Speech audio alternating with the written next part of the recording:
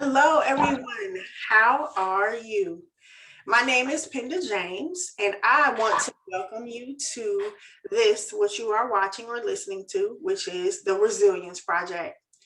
This is an opportunity for me to learn from my friends and to introduce my friends to my friends so that we can all do great work in the kingdom.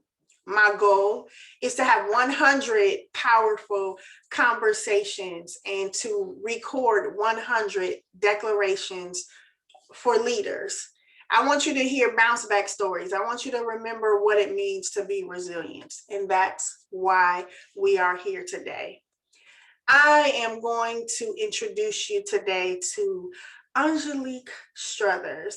She's a worship leader. She's a minister. I mean, she's a movie buff. She's an author. I can just go down the line of all the things that she is in Christ. But the one thing I want you to know is that she does nothing without seeking him, and she leans on him with everything that she has.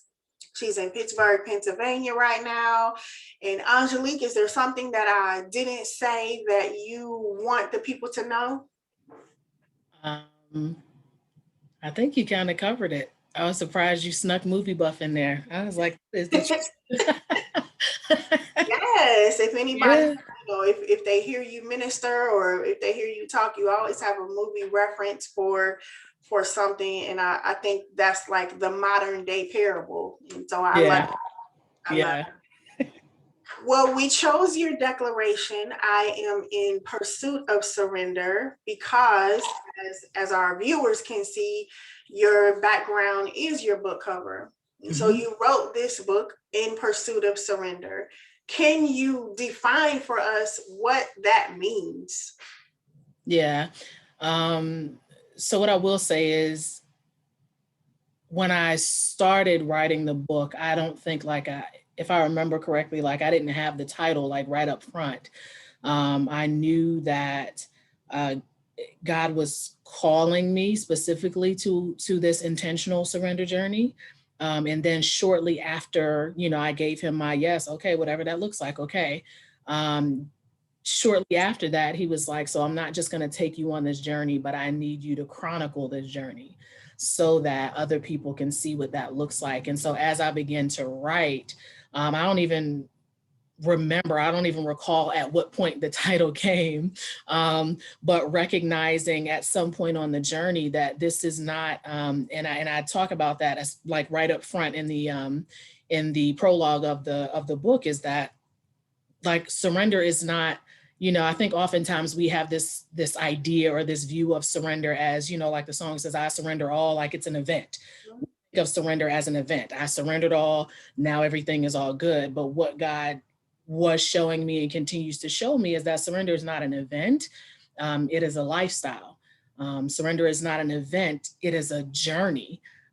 It's every day that you wake up, literally every second of every day, you're making decisions over and over and over again.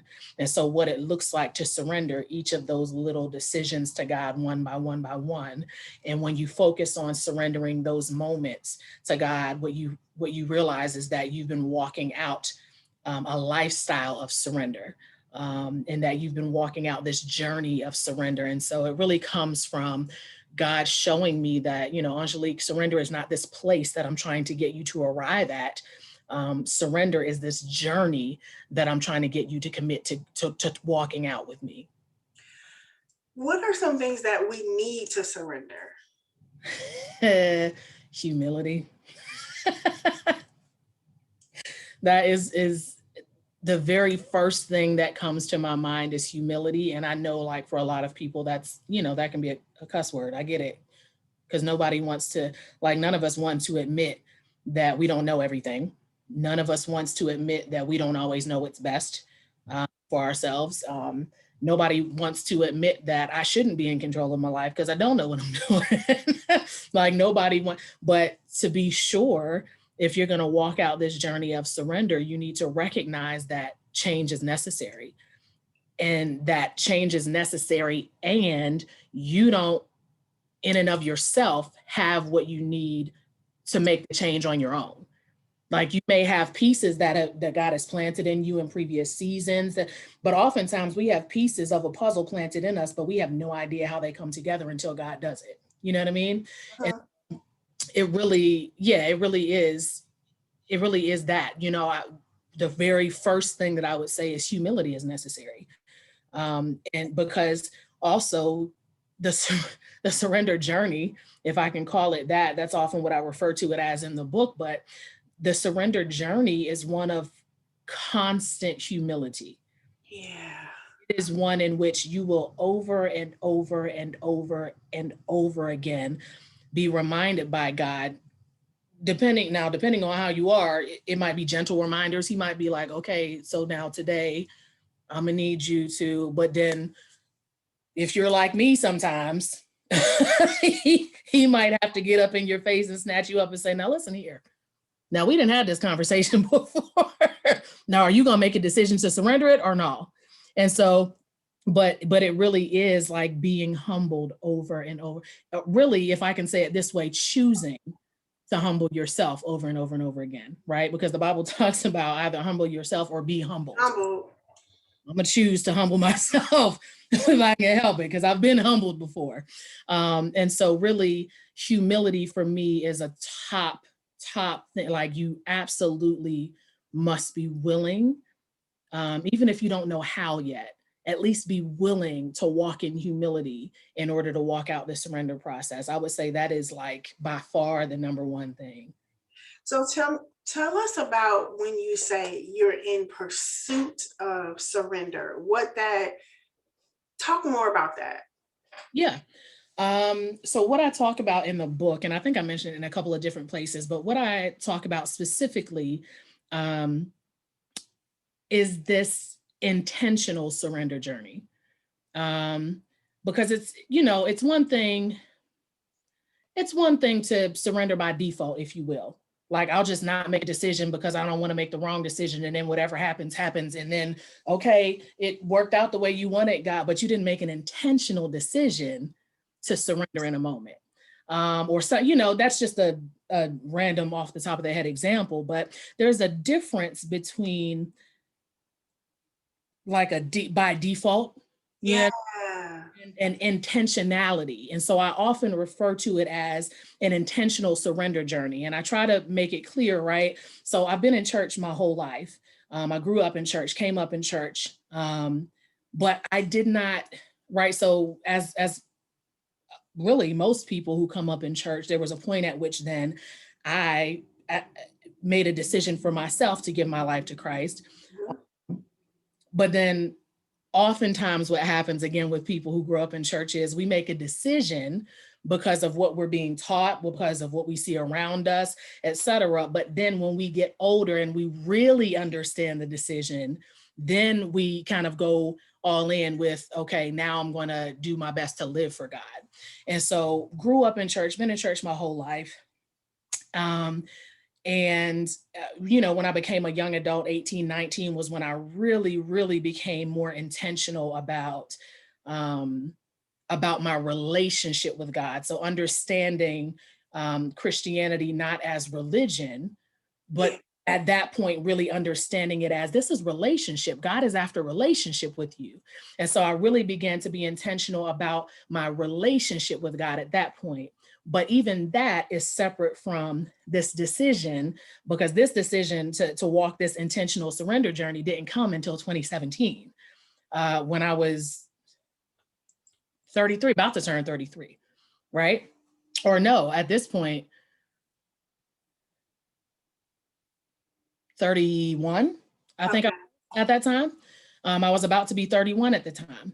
And so, right, making the decision to be intentional about my relationship with God was different than the decision that I made in 2017 to be intentional about surrendering to God.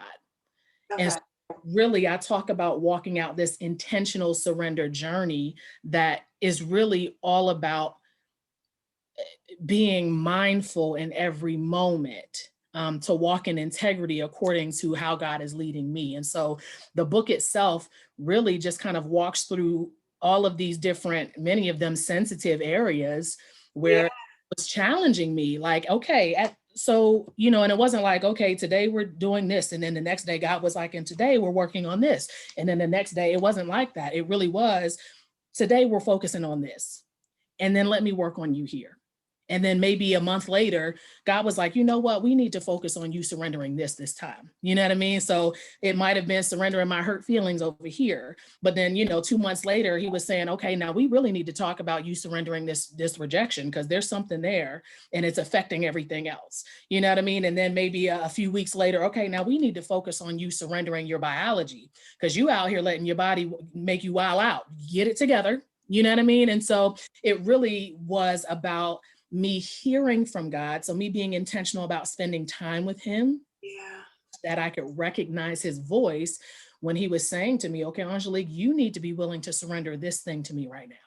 And so then me sitting down and processing through what I was hearing God say in that moment and what I was feeling about that or experiencing about that in that moment, and really walking through my intentional decision to hear from God, what is it that you're asking me to surrender today, right? And then to walk that thing out. Now that's a good question. I didn't mean to cut you off, because No, I no, you're don't good. think I'm gonna ever get up and say, God, what do you want me to surrender today? Like, I don't know if I ever have thought about that. But because I have been like getting to know you and helping you with the process of your book, and I was reading it as I was going along, and in that process, I understand that my relationship with God has shifted over the years. Like, I used to be, what is the word I want to use? Like very stringent or strict in my faith. And, I would wake up at 6 in the morning and I would read my Bible and I would be on my knees and I would, only listen to gospel music, and I'd only, be home before 9 o'clock. And I was just so religious and so strict on everything. Probably all of my 20s, I was like that. And now, having lived and living on the other side of life without my mom and life being away from all of my family for so long, and I'm like really standing on my own 2 feet, I understand that there are seasons in my life where I've needed to surrender my own prejudices of myself and my own perceptions of who God is. Yeah. Back to him, like being taught, God is this, and if you don't do that, it's going to be, you're going to hell and all these things. And it's like, now as I'm older and I'm understanding, like, God doesn't care if I watch a movie, like, as long as it's not messing with my psyche and it's not taking me where I need to be. He might want to speak to me through the movie The Shack. Yeah. Which Yeah. he literally did. And I just watched it a few weeks ago and like sobbed, because it was just so powerful to see God differently. Yeah. And that was why I wanted you to talk about what it means to pursue surrender. And you've talked a little bit about how it has been a thread throughout your life. Is there something you want to add about how pursuing surrender has been with you all your days? One of the things that I will say, you said something. I think when you first jumped back in, you said something about, I don't know if I could like wake up every day and ask that question, and it made me think like it wasn't so much about waking up every day and saying, okay, God, what is it that you want me to surrender today? In that season, what it was really was a posture. Because I had, so I'll try to give you this real quick, but the way it all started, that year, our worship pastor, Pastor Jason, there was a Bible reading plan in the YouVersion app, and it was something like one word. And the plan challenges you to seek God for, instead of like coming up with 5 or 10 different New Year's resolutions, because this was at the beginning of the year, he challenged us to do this reading plan. And the reading plan really walks you, it really just kind of challenges you to seek God about the one word that he wants you to focus on throughout the year, instead of like these 5 resolutions. And then when I don't reach any of them, I'm like, ah. And so it was focused on one word. And so I began to seek God. Okay, God, what's the word that you want me to focus on this year? And I don't even remember how it was but it was so clear to me. He was like, your word is surrender. I was like, okay, Oh, sure you don't want to, like, you sure that's the word? I mean, he was like, no, surrender. That's it. I was like, okay. And so that was my word for the year. That's how that started in January. And so I was like, okay, God, so then what does it look like, you know what I mean, for me to be focused on surrender for the year? What is that? And it really was just being in a posture towards surrender. It was really just, and so it wasn't even so much waking up every day and saying, okay, God, what is it that you want me to surrender? But it was me receiving from God, this is what I want you to focus on this year. And then me saying, okay, what does that look like? And because I postured myself to be open, then God was able to, and again, it wasn't like a daily thought, like, okay, what am I surrendering today? You know what I mean?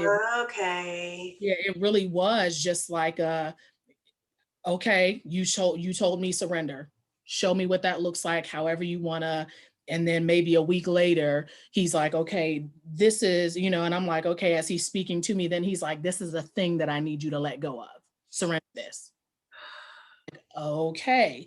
And so when I got to about March was when he said, so I need you to not just take this journey of surrender, but I need you to chronicle the journey of surrender, because there are other people who need to take it as well. And they need to know, like, yeah, this is what it looks like. And it is like, there are some like really painful or messy things in there, because intentionally God wanted, and I wanted people to see, this is what process looks like. We wish that process was pretty, but when you're making a cake, you're going to get flour all over the place. Sugar is going to spill out over here. You're going to spill some vanilla on the counter. You're going to, like, it's not a pretty process. It's pretty when it comes out, but the process itself isn't pretty. And there are some things that you have to go back to and surrender again because you picked it back up. You know what I mean? And so that really was, I wanted to speak to that part. It wasn't necessarily like a waking up every day and saying, okay, what is it today that we're surrendering?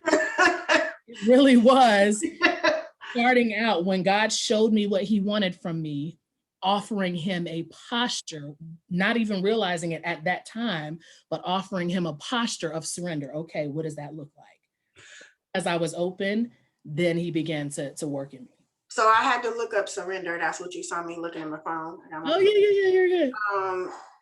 The verb is to cease resistance to an enemy or opponent and submit to their authority.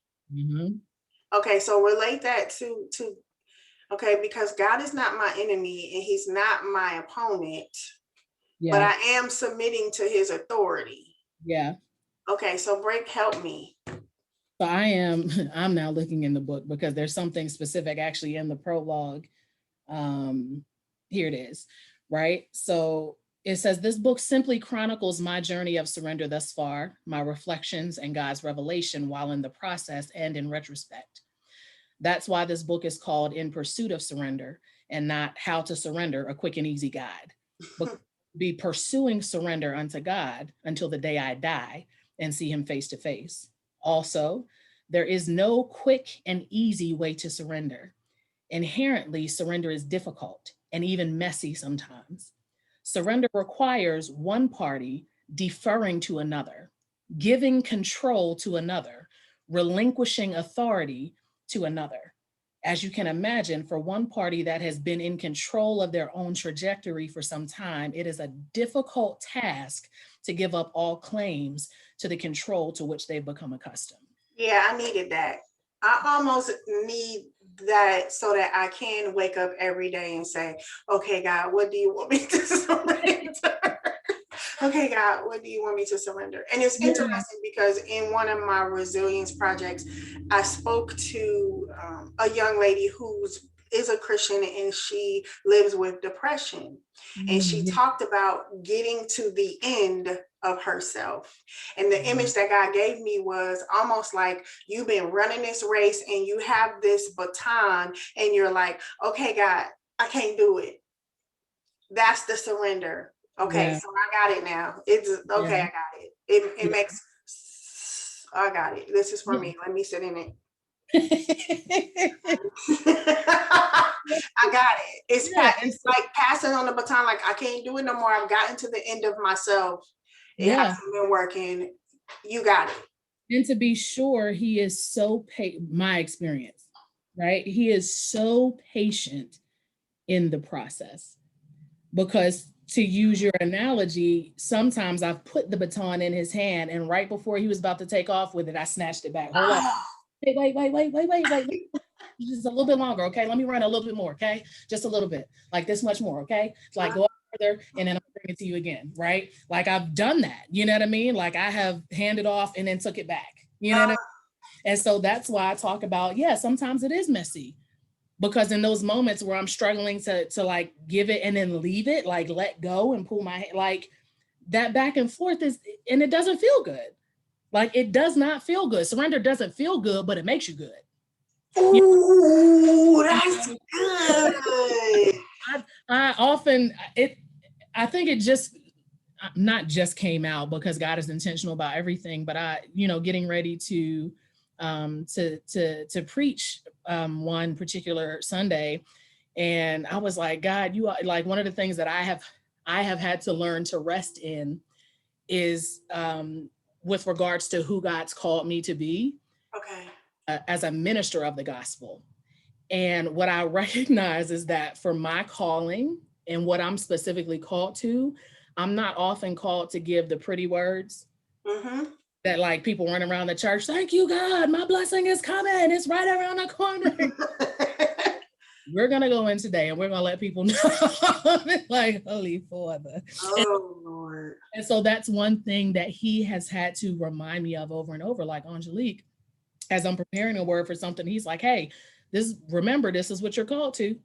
It's okay. You know what I mean? If people don't respond the way that you would like them to, or it's okay if you say this and you like, oh, Lord Jesus, people, they're going to chase me about this church. You know what I mean? Like, it's okay because I got your back. I knew what I called you to before you did. And so one of the things that he like gave me, and it's become just kind of something that rests in my mind, specifically when I'm getting ready to preach, is like, I have to remind myself now this, and I'll say it, I'll say as much, just so people know right up front, this is what you finna get. I will say that this ain't gonna feel good. And I will, and I normally, what I say is this ain't gonna feel good, but it's going to make us good.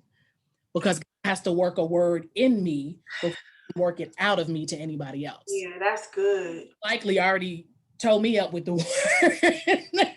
I mean, this is hilarious because when I was working on your book, like there were many times I would be on the floor, and it's crazy because I was working on In Pursuit of Surrender and Burning Bushes in Your Backyard at the same time.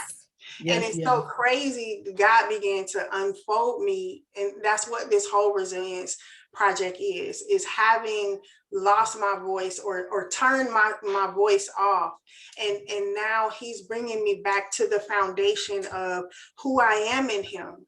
And so it's timely that we're talking about I am in pursuit of surrender right now, because in everything, surrender, I think now that I'm talking to you, is really the foundation. When I get to the end of myself and I can't do it, that's the surrender. And when I talk to my accountability partner, at some point, again, this was just kind of one of those truths that I had to rest in. And I told her, it's crazy. Everything's coming up surrender. There's a musical. I think it's Gypsy, if I'm not mistaken. I ain't seen it in a while, but the song Everything's Coming Up Rose. And it's this song about, I've been pouring out for everybody else, but now everything's it's my turn and everything's coming up Rose. Her name was Rose. And so that's like what came to mind. And like, literally, no matter what, if it's a message, no matter if it's something in a movie, no matter if it is a conversation, like every single thing. And somebody might ask me a question and I'll be like, you're not going to be satisfied with the initial answer, but I'm going to tell you the truth. And the truth is surrender is the answer that you're looking for. Surrender is the answer. I had to come to terms with the fact that at least for me, everything comes back to surrender. Everything. And it's what God wants for everybody, but he also recognizes everybody is not willing to give it. But I see it now that everything comes back to surrender. I see Yeah. it now. Thank you, even though I'm mad at you for making me realize that I need to pass the baton. And actually let it go. Like, okay, I'm gonna put it in your hand, but I'm gonna keep holding and run behind you. You can have it, but I don't let it go, you know. Just real quick before I let you go, do you have, because this is the Resilience Project, and I do want leaders to hear bounce back stories from leaders. So do you have, you know, a quick bounce back story that you can tell to remind leaders that they are resilient? That's a great question. So a quick bounce back story. And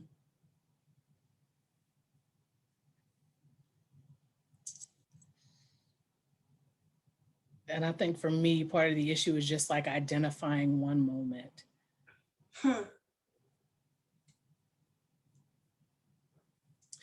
Okay, so I will say this. So for me, and again, you know, when people read the book, they'll be able to kind of see traces of the journey, you know, even through childhood. But for me, I have always wrestled up until a certain point. I had always wrestled heavily with low self-esteem. Okay. Self-esteem, not viewing myself properly. You know, rejection helped, a lot of rejection.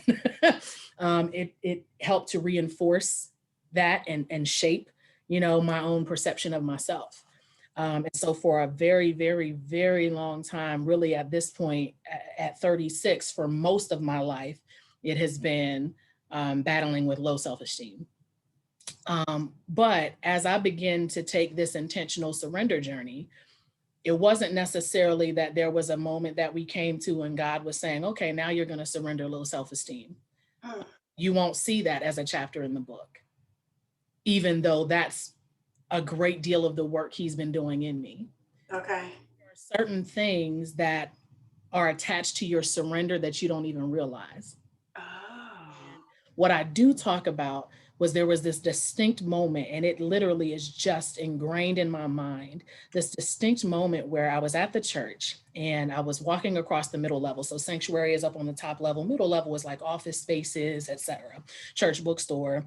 And I was walking across the middle level. It wasn't a worship day. It was just some day during the week. And I don't remember why I was there like at that time of the day, but I was there and I was walking into the back to go and get something. And there was nobody else there in the middle level. I think everybody else was in their offices, but I'm walking across the middle level and I get across to the other side headed where I'm going. And it was just this realization as clear as day that for the first time in my life, I feel like I'm walking with my shoulders back and my head up, not looking at people's feet. I felt like, not necessarily literally like I walk around looking at people's feet, but I felt like it was just this very clear like revelation in this moment. Like, this is the first time that you're looking at the world head up and not looking down at this. I can't even necessarily describe it, but there was such this release in that moment. There was such just this empowering that happened in that moment. And I like immediately had to whip out my phone and I had to tell my accountability partner, I feel like for the first time in my life, I am walking with my head held up, not looking at everybody's feet. And there was nobody else on this middle level. It was just me and Jesus walking across this middle level. And it came out of nowhere. And it was just this realization. And at that point, I had been on my intentional surrender journey for some time. This was probably like late 2017, maybe like 2018. I don't exactly remember the when, but I do remember the what happened. And what I realized in that moment is, when did this happen? Because there was no, there was no specific, most of my life has been classified by and shaped by low self-esteem. But for the first time, I was walking in this confidence and I was like, where did this come from? And what God began to show me and what he continues to show me, because the confidence continues to grow. I'll call it Godfidence, because it ain't, listen, Yes. ain't nothing resting up over here. The Holy Spirit. But this Godfidence has continued to grow. And what God helped me to understand is, Angelique, as you've been taking this intentional surrender journey with me, I have been removing these false identities. Things that you had put on over these years that you thought defined who you were. These things that people had spoken over you for so long that you took it on as a part of yourself. Like all of these masks, even that the enemy has put on you over these years, these costumes that he's put on you. And I realized, and I talk about it in the book, that for a long time, I literally hated what I saw when I looked in the mirror. And then the realization, I hated her. You hear me? Hated that chick. And then God brought me to the realization, the reason why you couldn't love her when you look, because that's not who you were. You had masks on. And because something in you knew that this was not the version of you that I created, you couldn't get with her because that's not your identity. That's not who you were. And it wasn't until he began to remove these masks, right? As I'm surrendering, he's removing masks and I don't even realize it. And so then as I began to look at myself in the mirror, I began to see myself more closely resembling what God originally intended, the original design of me. And so what I've learned is, as he continues to strip away false identities, and as he continues to do that, he is also revealing my true identity. He's revealing the truth of what he's placed on the inside of me. He's revealing the truth of what I carry. He's revealing the truth of what I'm called to, the answer that I'm called to be in the earth. He's revealing all of those things while I'm just over here busy surrendering. He's doing all of this other stuff that I had no idea. But the more that I grow in the understanding of my this is what I call it when I talk about the who-ness of God. But the more that I understand my who-ness, the truth of who God created me to be, I recognize that there is this inherent Godfidence that just comes. And I have, at this point, at 36, I am much less concerned about what people think. I am much less concerned about how people will respond to what God has told me to say or do. At this point, I'm far less apologetic than I have ever been in my life. And anybody will tell you, child, I will apologize for apologizing by accident. I'm sorry. They're like, will you stop apologizing? You're right. I'm sorry. I mean, because that had become a habit. So that's something that's breaking. But just this, I'm far less apologetic at this point. I'm gonna say what God said. I'm gonna do what he told me to do. And if you don't like it, take it up with him, not me. And so that for me, at least I would say, is a bounce back, because most of my life had been spent thinking, okay, this is what your life is gonna look like. This is the way you're gonna feel about yourself. This is the way you're gonna view yourself. And the enemy knew that as long as I understood myself in that way, I would never walk in what God called me to. But for me, that moment was just such a turning point that it's literally ingrained in my mind, and it continues to grow. This Godfidence that, yeah, he equipped me for this. I can do this. Yeah. To be afraid of it. Okay, I'm good. I'm good. And so for me, I would say, yeah, I mean, but that's a really good example. We could literally continue this conversation for hours, because when we talk, we typically do talk for hours anyway. Yeah. I do think though that having a moment like that where you wake up and it's like, wait, when did I get here? Yeah, like seriously. So amazing. Is there anything that you want to add before we go? And if there isn't anything you want to add, tell people how they can, purchase your book or get in contact with you or whatever else you want to tell them. Yeah, I don't think I have anything to add. You ask really amazing questions to really get to the crux of in the heart of a matter. So I don't think I have anything else to add. But of course, people can order the book. My head is kind of in the way. Oh, there it is. PursuingSurrender.com. Yeah, it's www.pursuingsurrender.com. You can order your book there. Now I love my people. Because I hadn't even told anybody that's available on Amazon yet, but people like, Amazon, and I found it and I ordered my, I was like, I am not Now, you can also go on Amazon and order your book and your journal. What I will say is, if you order on the website, you will get a $5 discount on the website as opposed to like ordering on Amazon. And anybody who orders on the website, I get an opportunity to specifically to sign and add a little note as God leads inside the book before I send it out, with a couple extra little freebies as well. So you can go to the website, you can go on Amazon. We ain't got the audio book and all of that ready yet, but that'll be coming soon. Yeah, it's coming. It's coming. Yeah. Thank you, Angelique. Like I always say your name as if I'm in France. I appreciate it. It makes up for all the times that somebody called me Jacqueline the other day. We're looking at my name. Minister Jacqueline Struthers. I was like, oh, we're just adding letters now. Okay, all right. So I take it. It makes up for all the other times that people mispronounce it. So I appreciate all of you for watching. I know this one was a little bit longer, but listen, go back and get your journal, write in it, and think about some of the things that we've talked about today. Especially the thing that really resonates with me is, like I said, I never could be the type of person who would wake up and say, God, what do you want me to surrender today?